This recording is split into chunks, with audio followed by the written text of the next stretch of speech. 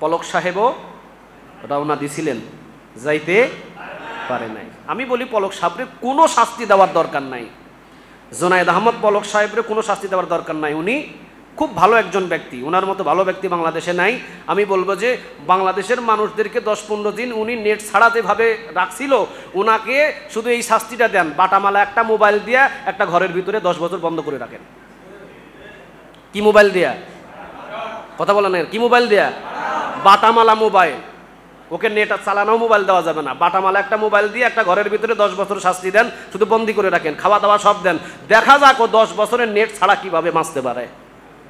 আমরা যা কয়েকদিন কষ্ট করছি, যা কষ্ট দিছে উনি, ওনার শাস্তি কোনো দেওয়ার দরকার নাই। ওনার শাস্তি হলো একটা বাটামালা মোবাইল দিয়ে 10 বছর ওনাকে একটা ঘরে বন্দি করে রাখেন, বাস। এটাই আমরা দাবি করতেছি। ক্ষমতা দেওয়ার মালিক পৃথিবীর কেউ নয়, ক্ষমতা আমি দিই, আবার আমি তার কাছ থেকে ক্ষমতা ছিনিয়ে নিয়ে চিৎকার দিয়ে বলেন ঠিক না বা ঠিক? তুইজ্জু মান তাশা ওয়া তুযিল্লু মান তাশা বিয়াদিকাল খায়র ইন্নাকা আলা কুল্লি শাইইন কাদির। ইজ্জত আমি দিই, পৃথিবীতে ইজ্জত আমি দিই মানুষদের, ইজ্জত দেওয়ার মালিক পৃথিবীর কেউ নয়, আবার বেইজ্জত আমি করি। ইজ্জত দেব যেমন আমি আল্লাহ সুবহানাহু ওয়া তাআলা দিই, আবার বেইজ্জত আমি আল্লাহ সুবহানাহু ওয়া তাআলা করি, ঠিক না বা ঠিক? সেটা পরিষ্কার, বাংলাদেশের মানুষ না জানলেও কিছু কিছু কাজে বুঝতে পারছে, ঠিক না? বুঝতে পারেন না আপনারা? যেমন বিগতভাবে বুশ ছিল, বুশ নাম কি ছিল? বুশ। সে একজন রাষ্ট্রপ্রধান ছিল ইউএস আমেরিকার, সে বিশাল একটা ক্ষমতাবান ব্যক্তি ছিল। কিন্তু যখন ক্ষমতা থেকে তাকে নেমে যেতে হলো, নেমে যাওয়ার শেষ ভাষণের সময় তার মুখে কি মারছিল? কথা বলেন, কি মারছিল? জুতা।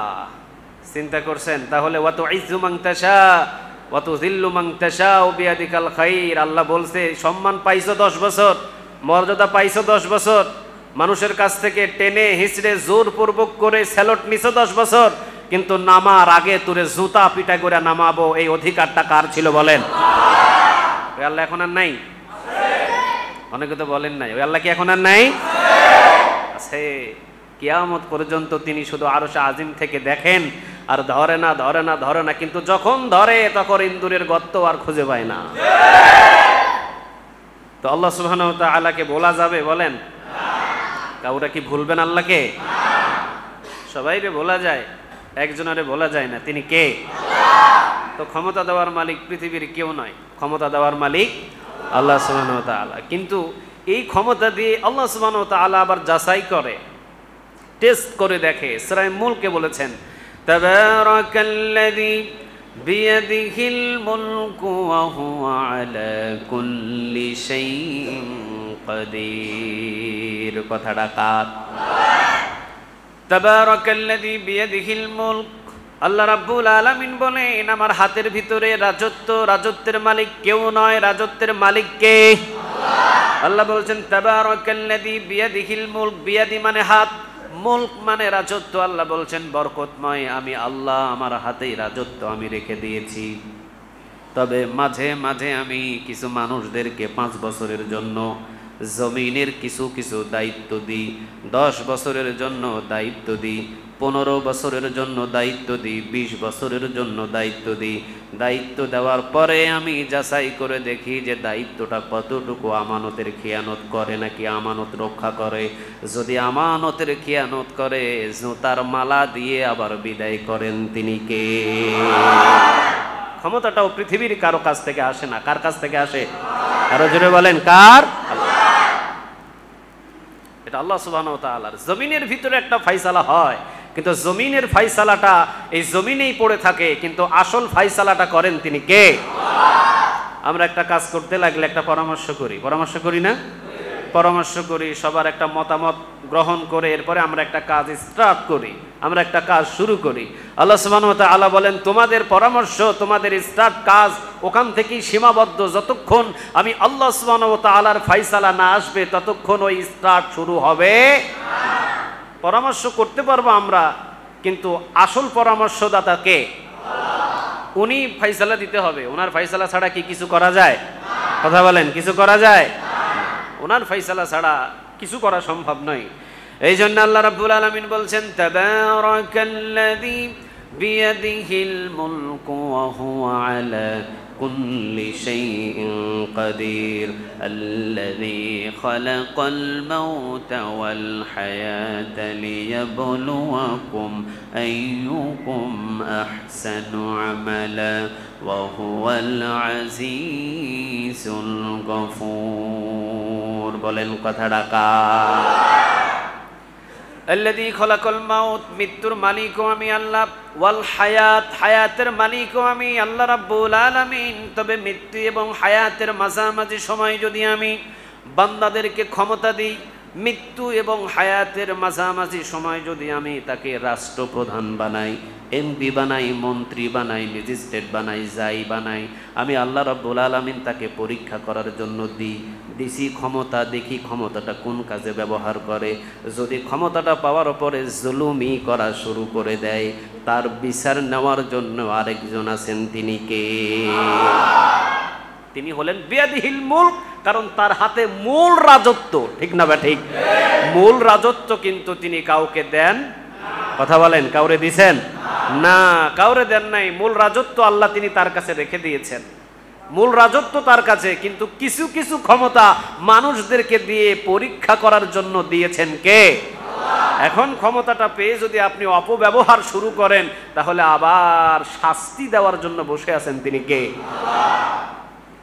কাজেই ক্ষমতা পাওয়ার পরে কখনো কোনো সময় স্বৈরাচারী হওয়া যাবে ক্ষমতা পাওয়ার পরে কখনো কোনো সময় ক্ষমতার বড়াই দেখানো যাবে ক্ষমতা পাওয়ার পরে কোনো সময় অহংকার করা যাবে অহংকার করলেই আরেকজন ক্ষমতাবান আছেন কে তিনি বলেন আল্লাহ এই জন্য উনি বারবার সব জায়গায় বলে দিয়েছেন বান্দা শান্ত হও ক্ষমতা দিছি আমি একটু ধৈর্য ধরো একটু শান্ত হও কথা একটু আস্তে বলো এত পাওয়ার দিয়ে এত জোরে এত জোরালোভাবে কথাবার্তা বইল না কেননা ক্ষমতা আছে আবার ক্ষমতা চলেও যেতে কুলিল্লাহুম্মা মালিকাল মুলক তুতিল মুলকা মান তাশা ওয়া তানজিউল মুলকা মিম্মান তাশা দিছি আমি আবার কাড়িয়েও নিতে পারি আমি কোনো সন্দেহ আছে নাকি কথা বলেন না কেন কোনো সন্দেহ আছে নাই কোনো সন্দেহ নাই এটার ভিতরে কারণ সন্দেহ করলে কি নাই ঈমান নাই যদি আপনি এটাতে সন্দেহ করেন কি নাই ঈমান নাই আর যার ঈমান নাই তার কি জান্নাত আছে কথা বলেন জান্নাত আছে তাহলে কিছু কিছু মানুষদেরকে আল্লাহ সুবহানাহু ওয়া তাআলা ক্ষমতা দেন দেওয়ার পরে আল্লাহ সুবহানাহু ওয়া তাআলা দেখেন যে আসলে বান্দাটা কোন দিকে দৌড়ায় বান্দা কোন দিকে দৌড়ায় মসজিদে আজান দেওয়ার জন্য দৌড়ায় নাকি মদের বোতল নিয়ে দৌড়ায় এটা পরীক্ষা করে বসার জন্য পরীক্ষা করার জন্য বসে আছেন কে ক্ষমতা দিবে আল্লাহ সুবহানাহু ওয়া তাআলা কাকে কোন সময় কোন ক্ষমতা দিবে বলা যায় না এটা কি বলা যায় না ধনী হয়ে যেতে পারে গরিব আবার গরিব হয়ে যেতে পারে ধনী ঠিক না বা ঠিক আল্লাহ সিলগালা দেন নাই শুধু নবীদেরকে নবী হিসাবে সিলগালা দিয়েছেন নবীদেরকে নবী হিসাবে আল্লাহ সুবহানাহু ওয়া তাআলা আরশে আজিম থেকে পয়গাম পাঠিয়েছেন জিবরিল আলাইহিস সালামের মাধ্যমে কিন্তু কোন নবীর কপালে নবী লেখা ছিল না ঠিক না বা ঠিক কিন্তু জমিনের ভিতরে আমাদের সাধারণ কোটি কোটি মানুষের ভিতরে কাকে চেয়ারম্যান বানাবেন কাকে মেম্বার বানাবেন কাকে এমপি বানাবেন কাকে রাষ্ট্রপ্রধান বানাবেন এটাও আল্লাহ সুবহানাহু ওয়া তাআলা কারো কপালে লিখে দেন হুট করে হয়ে যেতে পারে যে কোনো একজন কিন্তু যখনই ক্ষমতা আসবে তাকে বুঝতে হবে আমাকে নিশ্চয়ই আরশে আজিম থেকে পরীক্ষা করছেন কে পরীক্ষা করছেন কিন্তু ক্ষমতা পাওয়ার পরে যদি আমি চিন্তা করি মুই কি হনুরে এই চিন্তা যদি একবার আমার চলে আসে যে মুই কি হনুরে এই মুই কি হনুরে বলে যদি আমি লাপানো ঝাপানো শুরু করি মসজিদে আজান দেওয়া বন্ধ করে দিয়ে যদি আমি মদের বোতল নিয়ে দৌড়াদৌড়ি শুরু করি বুঝতে হবে স্বৈরাচারী হতে বেশি দেরি নয় পালানোর রাস্তাটাও খুঁজে পাবে না এটা আমাদের প্রত্যেকের বোঝা দরকার এই জন্য ক্ষমতা পাইলে নিয়ামতের শুকরিয়া আদায় করতে হবে কার আরো জোরে বলেন কার এই জন্য আল্লাহ রাব্বুল আলামিন বলেছেন সূরা আন-নাসর ইযা জাআ নাসরুল্লাহি ওয়াল ফাতহু ওয়া রাআইতান নাসা ইয়াদখুলুনা ফি দীনিল্লাহি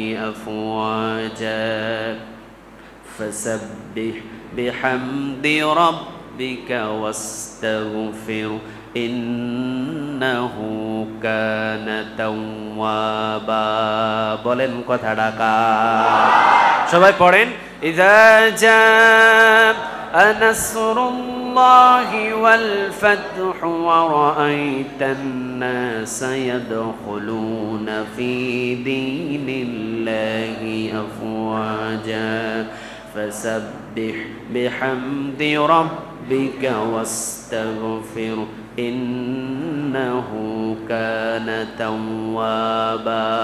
পড়েন দেখি আল্লাহু আকবার। আরেকবার বলেন দেখি আল্লাহু আকবার। লিল্লাহি তাকবীর, লিল্লাহি তাকবীর, নারে তাকবীর। এটা আমি তাকবীর দিলাম কেন জানেন? আল্লাহ সুবহানাহু ওয়া তাআলা বলছেন, যখন সাহায্য, আল্লাহর সাহায্য, বিজয় আসবে নবী, আপনি কোনো টেনশন কইরেন না। সুবহানাল্লাহ বলেন। তা সাহায্য এবং বিজয় দেওয়ার মালিক তাহলে কে? সূরা আন-নাসর আল্লাহ বলে দিলেন, ইযা জাআ নাসরুল্লাহি ওয়াল ফাত। ও নবী, আপনি এত টেনশন, এত পেরেশান, এত চিন্তার কোনো দরকার নাই। আপনি যখন দেখবেন যে আল্লাহর পক্ষ থেকে সাহায্য চলে এসেছে, সুবহানাল্লাহ, এবং আপনি দেখবেন মানুষকে দলে দলে আপনার দল ভারী করার জন্য জান মাল দিয়ে সীসা ঢালাইয়ের মতো দাঁড়িয়ে গেছে।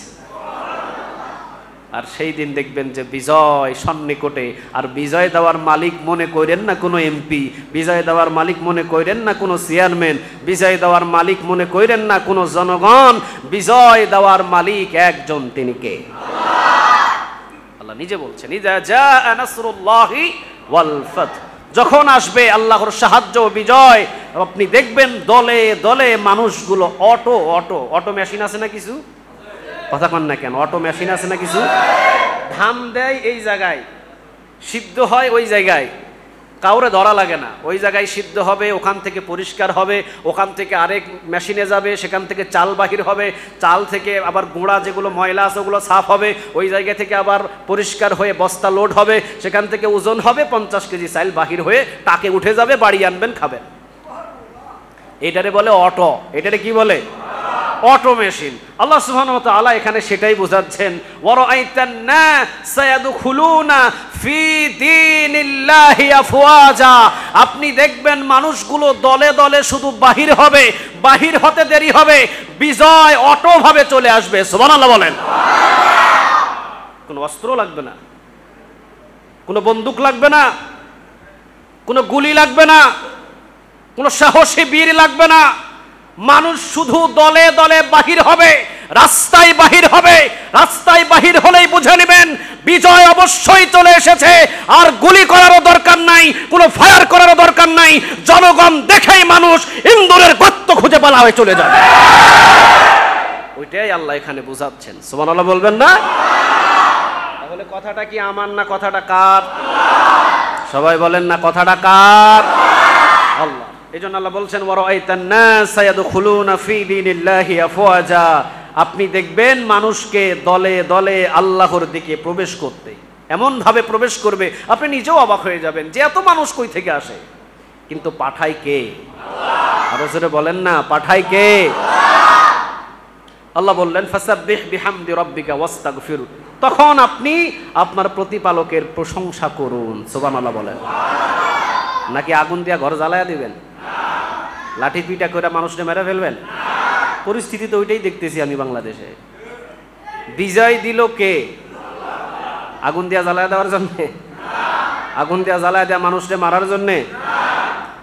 এই জন্য তো আল্লাহ বিজয় দেয় নাই। আল্লাহ রাব্বুল আলামিন পরের কথা বলে দিচ্ছেন, যখন আমি তোমাদেরকে বিজয় দিয়ে দিব, খবরদার বিজয় আসার পর যখন তোমরা হাতের ভিতরে বিজয় পেয়ে যাবে, তখন কারো বাড়িতে আগুন দিও না, তখন কোনো মানুষকে গ্রাম থেকে তাড়ায়ও না, তখন কোনো মানুষের বাড়ি ঘর আগুন দিয়ে জ্বালিয়ে দিও না। বুকের ভিতরে টেনে নাও আর আমি আল্লাহর নিয়ামতের শুকরিয়া আদায় করো। সুবহানাল্লাহ। ওই বিষয়টাই আজকে আমার জোরালোভাবে আজকে আলোচনা হবে ইনশাআল্লাহ। রাসূল সাল্লাল্লাহু আলাইহি ওয়াসাল্লাম 13 বছর মক্কাতে দাওয়াত দিলেন। কত বছর? 13 বছর মক্কাতে দাওয়াত দিলেন রাসূল। দাঁড়ে দাঁড়ে ঘুরলেন। আবু জেহেলের বাড়িতে গেলেন দিনের বেলা। আবু জেহেল বললেন, মুহাম্মদ তোমাকে কতদিন আমি বলেছি আমার বাড়িতে আসবা না, চলে যাও, এই মুহূর্ত আমার বাড়ি থেকে চলে যাও, কোনো দিন আর আমার বাড়িতে তুমি আসবে না। রাসূল সাল্লাল্লাহু আলাইহি ওয়াসাল্লাম রাতের বেলা, রাতের প্রায় 12টা থেকে 1টার সময়, গভীর রাত, কেউ নাই, নির্জন রজনীতে রাসূল সাল্লাল্লাহু আলাইহি ওয়াসাল্লাম দরজায় দাঁড়ালেন। টপ টপ টপ টপ করে বৃষ্টি পড়ছেন মরুভূমিতে। রাসূল দরজায়, আবু জেহেলের দরজায় নক করে আস্তে আস্তে করে ডাক দিলেন, চাচাজি দরজাটা একটু খুলেন, আমি আপনার দরজার পাশে দাঁড়িয়ে আছি, মুহাম্মাদুর রাসূলুল্লাহ।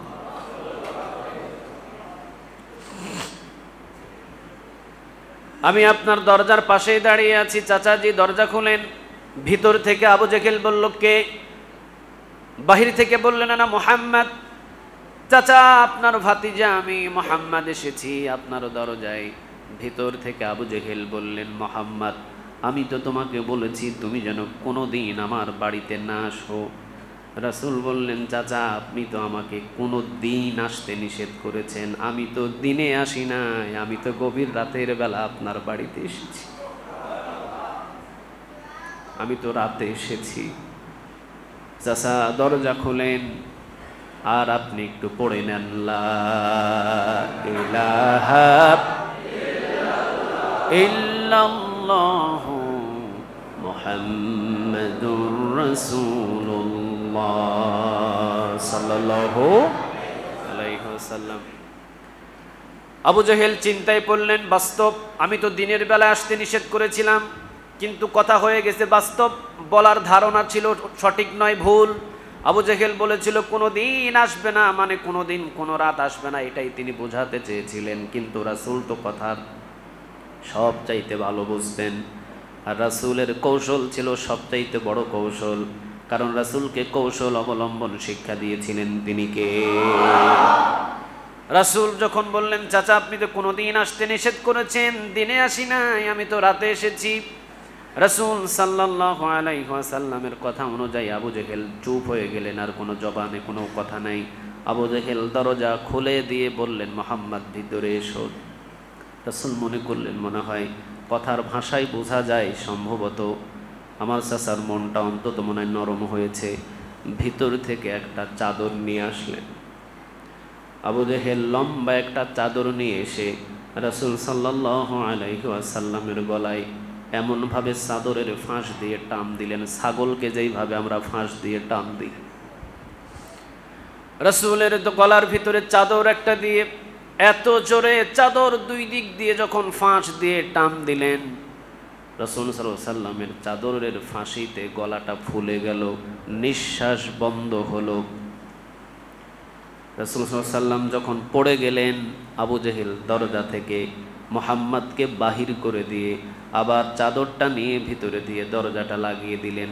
আবু জেহেল মনে করেছেন মুহাম্মদ দুনিয়া থেকে বিদায়, কিন্তু না, মুহাম্মদ তো বিদায় হতে আসে নাই, মুহাম্মদ এসেছে সকল জালিমদেরকে বিদায় করে দিতে, ঠিক না ঠিক? কিন্তু আল্লাহ রাব্বুল আলামিন বারবার তার কাছে পাঠিয়েছেন, আবু জেহেলের কাছে একবার, দুইবার, তিনবার, এমন কি এমনও আছে আল বিদায়া ওয়ান নিহায়ার ভিতরে একদিন 15 বার পর্যন্ত আবু জেহেলকে রাসূল দাওয়াত দিয়েছেন কালেমার। 15 বার একজনের বাড়িতে আল্লাহ রাব্বুল আলামিন পাঠিয়েছেন, কিন্তু এতবার পাঠানোর পর যখন সে কালিমা পড়তে প্রস্তুত হয় নাই, এখন আর জমিন থেকে ফয়সালা হবে না, এখন ফয়সালা করার মালিক একজন, তিনি কে? কে নারাজ হয়ে গেছে বলেন? আরো জোরে বলেন, কে? জমিনের ভিতরেও এমনও কিছু মানুষ আছে একবার, দুইবার, তিনবার, 15 বার, 20 বার, 50 বার আল্লাহ রাব্বুল আলামিন তার কাছে অনেক অসংখ্য ওলামাদেরকে নিয়ে যায়, দাওয়াত নিয়ে যায়, এটা করো, ওইটা করো, এইভাবে চলো, ওইভাবে চলো, কিন্তু না, বারবার মুখটা ফিরিয়ে দেওয়ার পরে একজনা নারাজ হয়, কে? তিনি। উপর থেকে যদি নারাজ হয়ে যায় একবার, আর কোনো কিছু দিয়ে কাজ করা যায় না। রাসূল সাল্লাল্লাহু আলাইহি ওয়াসাল্লামের গলা ফুলে গেলেন। আবু বকর দেখলেন, অবাক হয়ে গেলেন, কান্না শুরু করলেন। আবু বকর বললেন, রাসূল আপনার কি হয়েছে ভাবে আপনার গলা ফোলা? রাসূল সাল্লাল্লাহু আলাইহি ওয়াসাল্লাম বলেন, এটা তো কিছুই না, এটা তো সামান্য কিছু। কিছুদিন পরেই রাসূল সাল্লাল্লাহু আলাইহি ওয়াসাল্লাম আবার তায়েফের ময়দানে গেলেন। তায়েফের ময়দানে মার খেলেন, রক্তাক্ত হলেন, তায়েফের ময়দান থেকে ফিরে আসলেন। এমনকি লং টাইম লং আলোচনা, আমি সবগুলো বলছি না। রাসূল সাল্লাল্লাহু আলাইহি ওয়াসাল্লাম চিন্তিত হলেন, পেরেশান হলেন, কিন্তু মক্কা ছাড়ে। আর জোরে বলেন, মক্কা ছাড়ে। ইচ্ছা করলে উনি মক্কা ছাড়তে পারতেন। আল বিদায়া ওয়ান নিহায়ার ভিতরে তিনি 3 দেশের স্বপ্ন দেখেছিলেন। 3 দেশ, বাহরাইন, এই দেশেরও স্বপ্ন তিনি দেখেছিলেন। ইয়াসরিব, মদিনার স্বপ্ন তিনি দেখেছিলেন। আরেকটা দেশের স্বপ্ন তিনি দেখেছিলেন। এই 3টা দেশের ভিতরে উনি যে কোনো মাধ্যম দিয়ে উনি যেতে পারবেন, যে কোনো মাধ্যম দিয়ে উনি এই দেশ ছেড়ে চলে যেতে পারবেন। কিন্তু রাসূল যান নাই। কারণ রাসূল এই জন্য যান নাই, কারণ রাসূল যদি চলে যায় আর রাসূল সাল্লাল্লাহু আলাইহি ওয়াসাল্লামের দ্বীন গ্রহণ করা যেই অনুসারীগুলো ছিল তাদের উপরে আবু জেহেল কঠিন চাপ প্রয়োগ করবে, ঠিক না বা ঠিক? এই জন্য রাসূল সাল্লাল্লাহু আলাইহি ওয়াসাল্লাম যান নাই। প্রথমে সকল সাহাবীদেরকে মদিনায় পাঠিয়ে দিলেন, সকল মহিলাদেরকে মদিনায় পাঠিয়ে দিলেন, ছোট ছোট শিশু যারা কালেমা পড়েছিলেন সবাইকে মদিনায় পাঠিয়ে দিলেন। মদিনায় আর কেউ নাই, আছে শুধু 2 জন। আবু বকর, আসে শুধু 3 জন। আবু বকর, আরেকজন আছেন মুহাম্মদ সাল্লাল্লাহু আলাইহি ওয়াসাল্লাম, আরেকজন আছেন তিনি হলেন হযরতে আলী। সুবহানাল্লাহ বলেন। কিন্তু সবাইকে আগে পাঠিয়ে দিলেন, তোমরা আগে নিরাপদে চলে যাও মদিনায়। নিরাপদে মদিনায় যাওয়ার পরে আছে কয়জন? জোরে বলেন, কয়জন?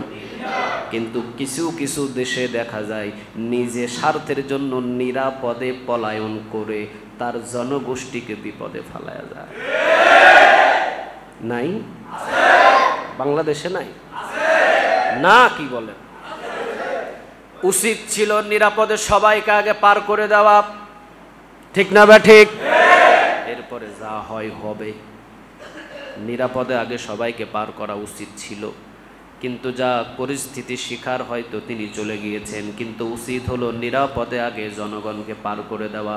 যদি জনগণকে পার করে দিতেন তাহলে এই ভুলের মাসুল অসংখ্য মানুষদেরকে এভাবে নির্মমভাবে জীবন দেওয়া লাগতো।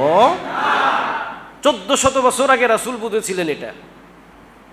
দেখেন, রাসূল কালেমার দাওয়াত দিয়েছেন, কালেমা পড়েছেন। রাসূল সাল্লাল্লাহু আলাইহি ওয়াসাল্লাম যদি এই কালেমা পড়নেওয়ালা মানুষদেরকে, আবু জেহেল, আবু লাহাব, উতবা, শাইবা, মুগীরা, তারা ছিল মক্কার গভর্নর, তারা ছিল মক্কার বড় বড় নেতা, এমনকি এমন মানুষদেরকে হত্যা করে ফেললেও তাদের কোনো বিচার হতো না। কিন্তু রাসূল ইচ্ছা করলে আবু বকরকে নিয়ে মদিনায় চলে যেতে পারতেন, কিন্তু রাসূল কি গেছিলেন? কথা বলেন, গেছিলেন? রাসূল যান নাই। কেন যান নাই? আমি যদি একবার মক্কা থেকে মদিনায় হিজরত করে চলে যাই তাহলে নিশ্চয়ই আমার সকল অনুসারীদেরকে ধরে ধরে জবাই করে ফেলবে। না, আমি রাসূল যাব না।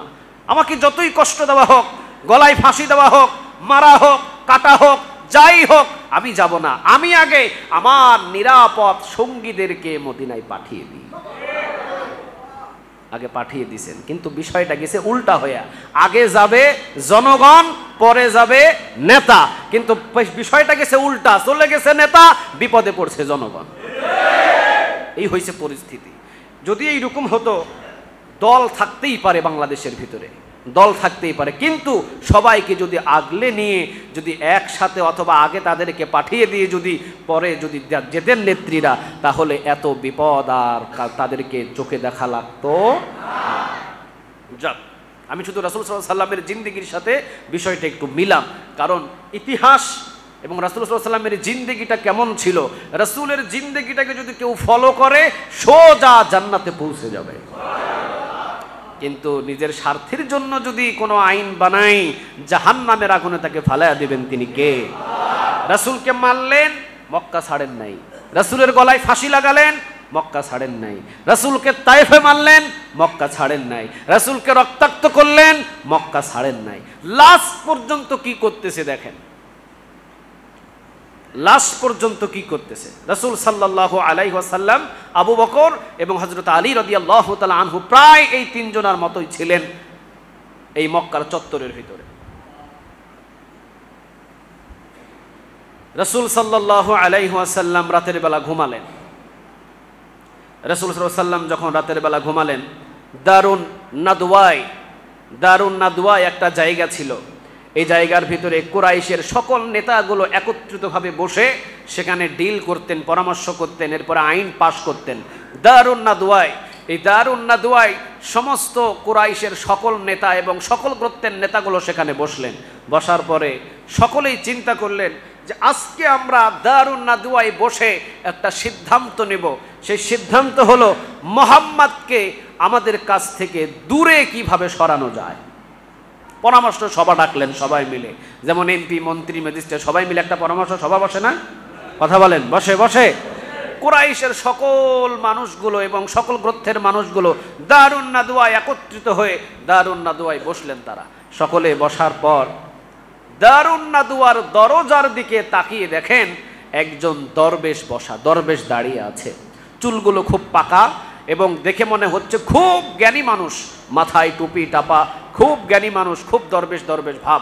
একে দেখে এখন দারুন নাদওয়ার সকল আবু জেহেল, আবু লাহাব, উতবা, শাইবা, মুগীরা সবাই জিজ্ঞাসা করলেন আপনি কে, আপনি কে? যখন তাকে জিজ্ঞাসা করলেন তখন তিনি বললেন নাজদের একজন শায়েখ, নাজদের একজন শায়েখ, অর্থাৎ আমি নাজদের শহর থেকে এসেছি, ওই শহরের একজন আমি খুব বড় হুজুর, আমি এসেছি মক্কায়। আমি জানতে পারলাম তোমরা নাকি মুহাম্মদ সাল্লাল্লাহু আলাইহি ওয়াসাল্লামকে দুনিয়া থেকে শেষ করে দিতে চাও, দুনিয়া থেকে তোমরা নাকি মুহাম্মদকে সরিয়ে দিতে চাও, তোমাদের মক্কা থেকে সরিয়ে দিতে চাও। জেনে রাখো আমার চাইতে ভালো বুদ্ধি তোমাদের এই জায়গায় কেউ দিতে পারবে না। আজও বাংলার জমিনের ভিতরে দেখবেন, আজও বাংলার জমিনের ভিতরে দেখবেন হক্কানি আলেমদেরকে দুনিয়া থেকে শেষ করে দেওয়ার জন্যে, হক কথাগুলো বন্ধ করার জন্যে, হক্কানি আলেমদেরকে জমিন থেকে শেষ করে দেওয়ার জন্যে এমনও কিছু বাংলার জমিনের ভিতরে ওই রকম শয়তানের মতো মাথায় টুপি, সাদা পাগড়ি, লম্বা জুব্বা পরে এমনও কিছু প্রশাসনকে উস্কানি দেওয়ার মতো এইরকম শয়তান কিছু হুজুরও তৈরি হয়ে আছে। ভিতরে কিন্তু শয়তান কিন্তু লেবাস লাগাইছে বড় হুজুরের মতো। কথা কি ভুল বলতেছি? কথা বলেন, কথা কি ভুল বলতেছি? শয়তান বেশভূষ বড় হুজুরের মতো এসে দরজায় যখন দাঁড়ালেন, দারুন নাদওয়ার দরজায়, দারুন নাদওয়ার দরজার ভিতরে যখন তিনি দাঁড়িয়েছেন তখন কুরাইশের সব মানুষগুলো বললেন ঠিক আছে আপনি আসেন, আপনি নাজদার থেকে এসেছেন, আপনি এত দূর থেকে এসেছেন, অবশ্যই আপনাকে দরকার, নাজদের শাহেক আপনি আসেন। সবাই মিলে তাকে বসালেন। এখন এখান থেকে কুরাইশের সবাই এক একটা করে উক্তি দিচ্ছে মুহাম্মদকে কি করা যায়। একজন বললেন হাত পা বেঁধে মুহাম্মদকে শিকল পরিয়ে আমরা কারাগারে নিক্ষেপ করব। কিন্তু এই যে শয়তান, এই শয়তান বলতেছে না, এটা করে আপনারা পার পাবেন না। যখনই তাকে হাত পা বাঁধবেন বেঁধে, যখনই আপনি তাকে জেলখানায় নিক্ষেপ করবেন, তখন যে বাহির থেকে তাকে যারা ভালোবাসে ওরা কিন্তু মক্কায় আক্রমণ, আর আক্রমণ করলে কিন্তু আপনাদের বাঁচার কোনো পথ না, এটা করা যাবে না। দ্বিতীয় জন বললে ঠিক আছে তাহলে মুহাম্মদকে এই মক্কা থেকে বহিষ্কার করে দিই, বাহির করে দিই, ও যাতে এই মক্কায় না থাকে। এই যে বড় হুজুর শয়তান এ বলতেছে সর্বনাশ, এটা তো আরো বড় বিপদ। কি বিপদ? মুহাম্মদ ও যেখানেই যাবে ওর ভাষা সুন্দর, ওর কথা সুন্দর, ওর চেহারা সুন্দর, ওর ব্যবহার সুন্দর, যেই দেশেই পাঠাবেন সেই দেশই তার জন্য পাগল হয়ে যাবে। এমনও কিছু পৃথিবীতে দেখবেন আল্লাহওয়ালা নাইবে রাসূল যারা আছেন, রাসূলের বংশধর যারা আছেন, তারা পৃথিবী থেকে যে কোনো দেশ থেকে বহিষ্কার করে যে কোনো দেশে পাঠান, ওই দেশের মানুষই তার জন্য জনপ্রিয়তা হয়ে যায়, এটাতে কোনো সন্দেহ নেই। শয়তান বললেন যে সর্বনাশ, এটা তো আরো মুসিবত। ওনাকে যখন মক্কা থেকে বাহির করে কোনো দেশে পাঠাবেন, ওনার সাথে যে কথা বলবে সে তার পাগল হয়ে যাবে, যে ওনার চেহারা দেখবে সে পাগল হয়ে যাবে। কারণ মুহাম্মদ তার বাসন ভঙ্গি চলা ফিরা পৃথিবীর শ্রেষ্ঠ মানবের মতন। সুবহানাল্লাহ বলেন। বুঝাচ্ছে আর কি, শয়তান তো জানে উনি কে। শয়তান কি জানে না? কথা বলেন, শয়তান কি জানে না? কিন্তু তাকে বুঝাচ্ছে তাদেরকে যে মুহাম্মাদের মতো শ্রেষ্ঠ মানব পৃথিবীতে একটাও নাই। ওর কথা শুনলে মানুষ পাগল হয়, ওর চেহারা দেখলে মানুষ খাওয়া বন্ধ করে দেয়, ওর দিকে তাকালে মানুষের দুঃখ কষ্ট ভুলে যায়। এটা সাধারণ মানুষ না, ওকে কোনো দিকে পাঠানো যাবে না। তখন আবু জেহেল এবার আরেকটা নলেজ দিলেন। আবু জেহেল বললেন ঠিক আছে তাহলে মুহাম্মদকে আমরা 24টা গ্রন্থ থেকে, মোল্লা গ্রন্থ, এরপরে মন্ডল গ্রন্থ, মজুমদার গ্রন্থ, এরপরে কতগুলো বংশের একটা গ্রন্থ থাকে না আমাদের, এটা হলো মোল্লা বংশ, ওটা হলো মজুমদার বংশ, ওটা চৌধুরী বংশ, এরকম আমাদের কিছু বংশ আছে না। ওই জামানায় বংশর খুব নাম ছিল। 24টা বংশ থেকে, গোত্র থেকে 24 জনকে আবু জেহেল ডেকে নিয়ে বললেন, আমার ফয়সালাটা আপনাদের সঠিক হয় কিনা দেখেন, মুহাম্মদকে এই 24টা গোত্রের 24টা যুবক দিয়ে দুনিয়া থেকে শেষ করে দিই। যখন এই কথাটা আবু জেহেল বললেন, তখন মুহাম্মদ বললেন, তোমার চাইতে ভালো বুদ্ধি আর কেউ দিতে পারে নাই। তোমার বুদ্ধি কারেক্ট, আমি নাজদারের শায়েখ, আমি এটাতে একমত, মুহাম্মদকে দুনিয়া থেকে শেষ করে দেওয়া হোক। আবু জেহেল কি করলেন? 24 গোত্র থেকে 24 জন যুবককে নিয়ে একত্রিত হয়ে রেডি হয়েছেন। ওই দিক দিয়ে আল্লাহ সুবহানাহু ওয়া তাআলা জিবরিলকে পাঠিয়ে দিলেন। সুবহানাল্লাহ, আসতে বললেন, আর একটু আওয়াজ দিয়ে বলা যায় না সুবহানাল্লাহ? দারুন নাদওয়ায় মিটিং হলো, সবাই মনে করছে কেউ জানে না, কিন্তু একজনা তো ঠিকই জানেন। কে তিনি? লা তাখুযুহু সিনাতু ওয়ালা নাওম, যার ঘুম নাই, যার তন্দ্রামি নাই, তিনি কে? 24 জনকে পাঠিয়ে দিল, যাও মুহাম্মাদের ঘরটা ঘেরাও করো। রাতের বেলায় আল্লাহ সুবহানাহু ওয়া তাআলা রাতের বেলায় জিবরিল আলাইহিস সালামকে পাঠিয়ে দিলেন এবং বললেন, রাসূলকে জানান এই মুহূর্তে যেন উনি ঘুম থেকে উঠে মদিনায় হিজরত করেন। সুবহানাল্লাহ বলবেন না? নিজ ইচ্ছায় গেছিলেন? কথা বলেন, নিজ ইচ্ছায় গেছিলেন? না, নিজ ইচ্ছায় যান নাই। আল্লাহ যখন বলেছেন তখন তিনি গিয়েছেন। আল্লাহ যখন বলেছেন তখন তিনি গিয়েছেন, কিন্তু এর আগে সব কর্মী ভাইদেরকে আগে পাঠিয়ে দিয়েছেন, তোমরা নিরাপদে পার হয়ে যাও।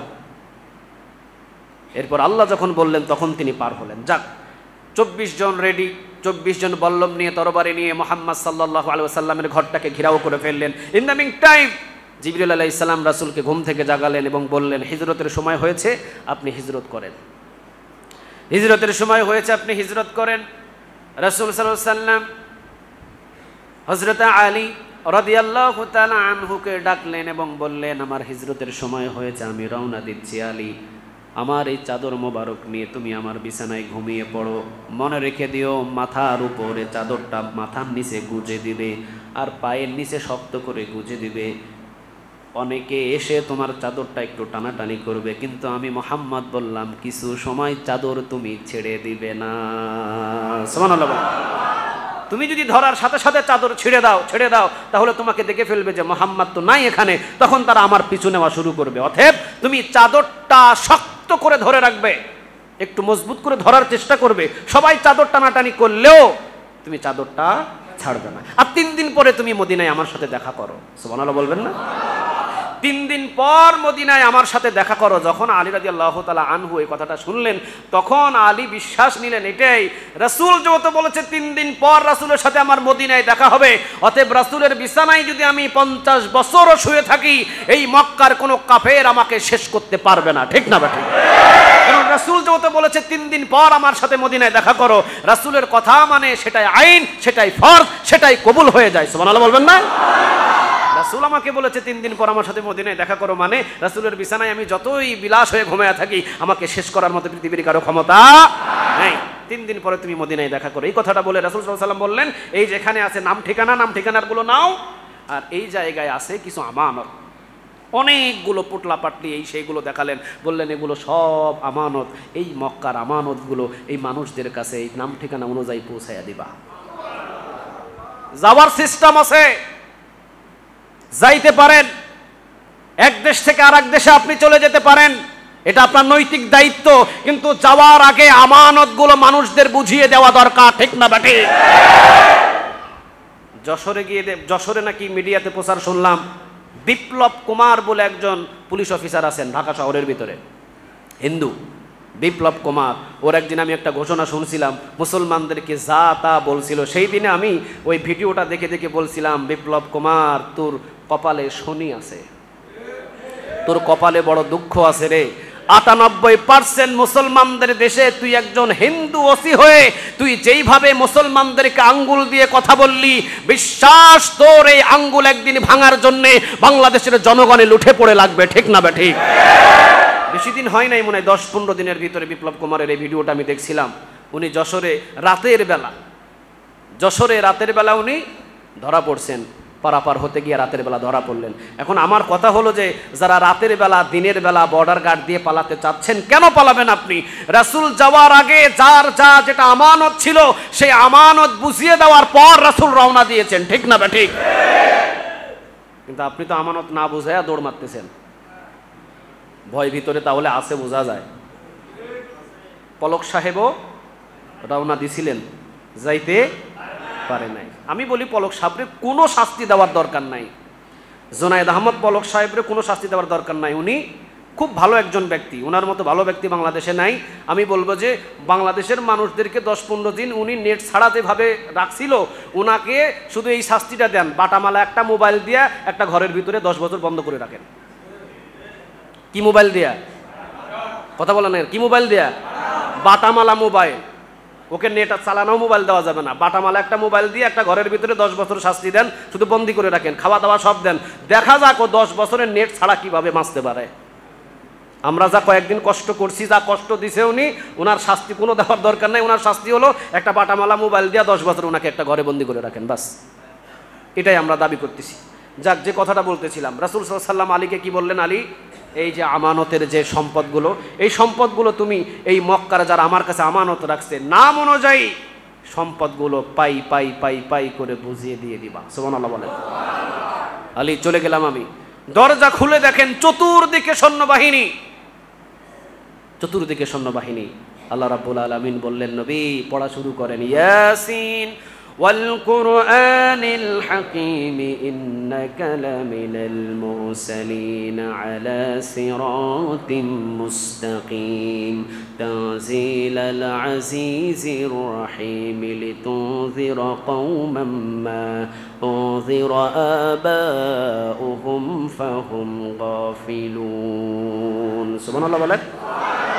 সূরা ইয়াসিনের প্রথম থেকে 9 আয়াত পড়ার জন্য আল বিদায়া ওয়ান নিহায়াতে এসেছে। 9 আয়াত রাসূলকে পড়ার জন্য হুকুম দিলেন। 9 আয়াত তিনি সূরা ইয়াসিনের শুরু থেকে শেষ পর্যন্ত পড়লেন এবং এক মুষ্টি বালু নিলেন। আল্লাহ বললেন, বালুগুলো ছেড়ে দেন। ছেড়ে দিলেন। প্রতি জনার চোখের ভিতরে বালুটাকে ঢুকায়া দিলেন। তিনি কে? এর ফাঁকে দিয়ে রাসূল পার হয়ে গেলেন। পার হয়ে গেলেন যখন, তখন ওই যে শয়তান, এই শয়তান এই 24 জনারকে বলছে, তোমরা এখনো কি এখানে দাঁড়ায়া থাকবা? কিছুক্ষণ আগেই তো এই ঘর থেকে একজন ব্যক্তি বাহির হয়েছে। এই কথাটা বলার সাথে সাথেই 24 জন দৌড় দিয়ে এসে বল্লম হাতের ভিতরে নিয়ে ঘরের ভিতরে প্রবেশ করলেন। রাসূল সাল্লাল্লাহু আলাইহি ওয়াসাল্লাম আলীকে বলেছিলেন, আলী, চাদরটা তুমি মাথার দিকে এবং পায়ের দিকে একটু ঢোকায়া দিয়া একটু শক্ত করে ধরে রাখো, এতটুকুই যথেষ্ট, আর কিছু করা লাগবে না। 24 জন আলী রাদিয়াল্লাহু তাআলা আনহুর এই চাদরটা চতুর্দিকে টানাটানি করছেন, দস্তাদস্তি করছেন। আলী রাদিয়াল্লাহু তাআলা আনহু তিনি বলেন, ঘন্টার পর ঘন্টা পার হয়েছে, কিন্তু 24 জন মানুষ আমার হাত থেকে চাদর নিতে পারে নাই। মনে হলো যে সারা পৃথিবীর সকল যুবক যদি আমার চাদর ধরে টান দেয়, এই চাদর নামার মতো পৃথিবীর কারো ক্ষমতা নাই। চিন্তা করে দেখেন, স্বয়ং শক্তি দিয়েছেন তিনি কে? আলী রাদিয়াল্লাহু তাআলা আনহু তিনি বললেন, 24 জন চাদর এসে টানাটানি করে, আর আমি মাত্র একটু ধরে আছি খালি। মনে হলো 24 জন নয়, সারা পৃথিবীর সকল মানুষগুলো যদি আমার চাদর ধরেও টানে, আমার চেহারা দেখার তাদের কোনো ক্ষমতা নাই। টানতে টানতে টানতে টানতে প্রায় ফজরের ওয়াক্ত হলো। এমন সময় চাদরটা ছেড়ে দিলেন, দেখলেন যে হযরত আলী রাদিয়াল্লাহু তাআলা আনহু। তুমি কেন এখানে? আলী রাদিয়াল্লাহু তাআলা আনহু, আমি জানি না, আমি এখানে আছি ওই যে রাসূলের আমানত, এগুলো মানুষদের দ্বারে দ্বারে পৌঁছায়া দিব। সুবহানাল্লাহ বলেন। রাসূল চলে গেলেন। হযরত আবু বকর সিদ্দিক রাদিয়াল্লাহু তাআলা আনহু বাড়িতে গিয়ে দরজায় টোকা দিলেন। লম্বা ঘটনা সংক্ষিপ্ত করে বলছি। দরজায় টোকা দিলেন, দরজা খুলে বাহির হলেন। রাসূল বললেন, এক টোকা দিতেই তুমি বাহির হলে আবু বকর? আবু বকর সিদ্দিক রাদিয়াল্লাহু তাআলা আনহু তিনি বললেন, নবী, এক টোকা। আমি তো চেয়েছিলাম এই টোকাটা না পড়ার আগেই দরজা খুলে দিতে, কারণ আমার রাসূল দরজায় টোকা দিয়ে দাঁড়িয়ে থাকবেন, আর আমি আবু বকর আমি ঘুমাবো বিছানার ভিতরে। যদি আরশে আজিম এইটা দেখেন, কিয়ামতের ময়দানে কাঠগড়ায় দাঁড় করাতে পারেন তিনি কে? রাসূল দাঁড়িয়ে আছেন আমার দরজার পাশে, আমাকে ডাকছেন, আর আমি আরামে ঘুমাচ্ছি। এরকম দৃশ্য যদি আল্লাহ দেখেন, কিয়ামতের ময়দানে আমাকে বিচারের কাঠগড়ায় দাঁড় করাতে পারেন তিনি কে? কি করছিলা তুমি? রাসূল 6 মাস আগে যে বলছিলেন, আবু বকর মনে হয় হিজরত করতে হবে, যদি হিজরত করি আবু বকর সাথী হিসাবে তোমাকেই আমি নেব। ওই দিন থেকে এই যে বস্তা টস্তা সব বাইন্ডিং করে নিয়ে এই দরজার পাশে পিঠ লাগায় আপনার অপেক্ষায় দাঁড়ায় আসছি। কোনোদিন ঘুমাই নাই, দাঁড়ায় দাঁড়ায় যা ঘুমাইছি এতটুকুই, কোন দিন টোকা দিবেন আর কোন দিন দরজা খুলে আপনার সাথে রওনা দিব। সুবহানাল্লাহ বলবেন না? দুইটা উট কিনা ছিল আগে থেকেই হযরত আবু বকর সিদ্দিক রাদিয়াল্লাহু তাআলা আনহু, লম্বা ঘটনা। সেখান থেকে চলে গেলেন এক পাহাড়ের গুহায় সেখানে লুকালেন। কাফেরেরাও সেখানে খুঁজতে খুঁজতে পাড়ায় গুহার ভিতরে কাছাকাছি গেলেন, কিন্তু তারা কেউ বলে যে এই গুহার ভিতরে আছে, কেউ বলে এই গুহার ভিতরে নাই। পায়ের চিহ্নগুলো দেখে বললেন। আবার কাছে গিয়ে দেখলেন যে গুহার কাছে গিয়ে দেখেন একটা কবিতর ডিম দিচ্ছে, মাকড়সার জাল লাগানো আছে। আরেকজন বলছে তুই পাগল নাকি, এই যে এখানে মাকড়সার জাল, মানুষ ঢুকলে তো মাকড়সার জাল ভেঙে যাইতো, আর কবিতরটা এটা থাকতো নাকি? চাই নাই, চল এখানে নাই। এই কথা বলে তারা পার করে দিলেন। আর আল্লাহ এবং আল্লাহ রাসূলকে বাঁচায়া দিলেন। আল্লাহ রাসূলকে বাঁচায়া দিলেন তিনি কে? আল্লাহ রাব্বুল আলামিন। লা তাহজান ইন্নাল্লাহা মাআনা, দুইটা ব্যাখ্যা এসেছে। ইয়া আবু বকর লা তাখাফু ইন্নাল্লাহা মাআনা, দুইটাই ব্যাখ্যা এসেছে। আবু বকর তুমি ভয় পেও না, তুমি চিন্তিত হয়ো না, আমাদের সাথে একজন আছেন, তিনি কে? এটা এমন গুহা ছিল, বসলে এতটুকু দেখা যেত, আবার দাঁড়ালে হাঁটুর উপরে পর্যন্ত সব দেখা যেত, এতটুকু গুহা ছিল। অথচ সকল কাফেরদের থেকে তাদেরকে আড়াল করলেন কে? চলে গেলেন রাসূল সাল্লাল্লাহু আলাইহি ওয়াসাল্লাম মক্কায়। এত কষ্ট দিলেন, মারলেন, কাটলেন, কত কি করলেন। মক্কায় গেলেন, মদিনায় গেলেন।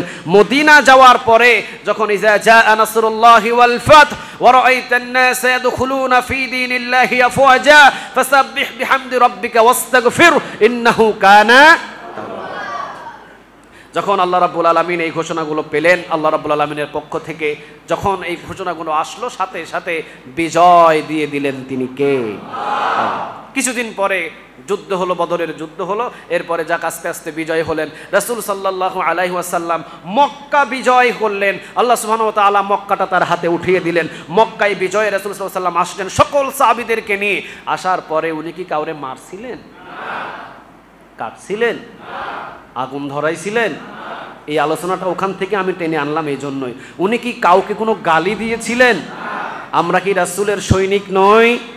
আমরা কি রাসূলের উম্মত নই? তাহলে আপনি কেন আগুন ধরাচ্ছেন? কেন আপনি আগুন ধরাচ্ছেন মানুষদেরকে? কেন আপনি রাতের পর রাত, দিনের পর দিন মানুষের বাড়ি লুটপাট করছেন? কেন আপনি মানুষদেরকে অত্যাচারিতে লিপ্ত করছেন? কেন আপনি রাতের ঘুম মানুষদের হারাম করছেন?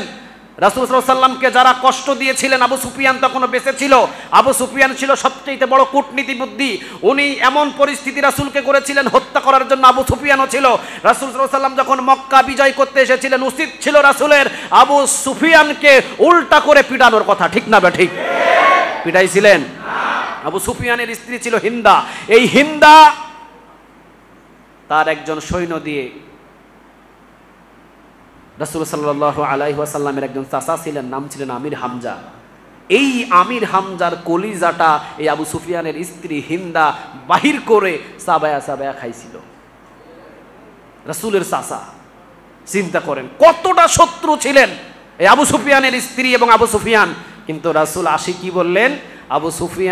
আবু সুফিয়ানের স্ত্রী দুইজনায় আমার কাছে নিরাপদ, কাউকে গালি দিবা না, মারবা না, কাটবা না। এমনকি আবু সুফিয়ানের ঘরে যারা ঢুকবে তারাও নিরাপদ। সুবহানাল্লাহ বললেন না? একজন মানুষ ফাঁসির আসামি, ওই ব্যক্তিটাও যদি আবু সুফিয়ানের ঘরে ঢুকে, রাসূল বললেন সেও মাপ। শুধু স্বাভাবিক মাফ করেন নাই তো, আবু সুফিয়ানের স্ত্রীরে সাধারণ মাফ করেন নাই। রাসূল বললেন আবু সুফিয়ানের স্ত্রী তো মাপ, এমনকি আবু সুফিয়ানের স্ত্রীর ঘরে যারা প্রবেশ করবে তারাও মাপ। তাহলে মাপ করাটা রাসূল সাল্লাল্লাহু আলাইহি ওয়াসাল্লামের আদর্শ। যারা যা করছে, যা অত্যাচার করছে, যা কিছু করছে আপনাদের, একটু ধৈর্য ধরে মাফ করে দেওয়া যায় না? কথা বলেন না কেন? মাফ করে দেওয়া যায় না? নাকি মারবেন, কাটাকাটি করবেন, গালাগালি করবেন? দেখেন, যখন আবু সুফিয়ান এবং আবু সুফিয়ানের স্ত্রীদেরকে যখন রাসূল সাল্লাল্লাহু আলাইহি ওয়াসাল্লাম মাফ করে দিলেন, তখন আবু সুফিয়ান আর আবু সুফিয়ানের স্ত্রী দুইজনা কান্না শুরু করলেন। আর এই কথাটা বললেন, আজ থেকে এই মক্কার ভিতরে সবচাইতে বেশি ভালোবাসা পাবে আমি আবু সুফিয়ান আর আমি আবু সুফিয়ানের স্ত্রীর পক্ষ থেকে মুহাম্মদ। সুবহানাল্লাহ বলেন। আমার ছেলেকেও আমি আর বেশি ভালোবাসবো না, আমার মেয়েকেও আমি আর বেশি ভালোবাসবো না। কারণ মুহাম্মাদের বিরুদ্ধে এত কিছু করার পরেও যে মুহাম্মদ আমাদেরকে মাফ করে দেয়, বোঝা যায় এই মুহাম্মদ ছেলে মেয়ের চাইতে আমাদের কাছে বড় কিছু। সুবহানাল্লাহ বলেন। তাহলে আপনারাও যদি মাফ করে দেন, দেখবেন যে তাদেরকে কিছু দাওয়াত দিলে তাদের দাওয়াতে, আপনাদের দাওয়াতে তারাও ফিরে আসতে, কথা বলেন, ফিরে আসতে, কিন্তু ভাঙাভাঙি কাটাকাটি। আল্লাহ সুবহানাহু ওয়া তাআলা এগুলো থেকে আমাদের হেফাজত করুক, আমরা বলি আমিন। সুন্নত যারা আদায় করেন নাই, সুন্নত আদায় করে নেন।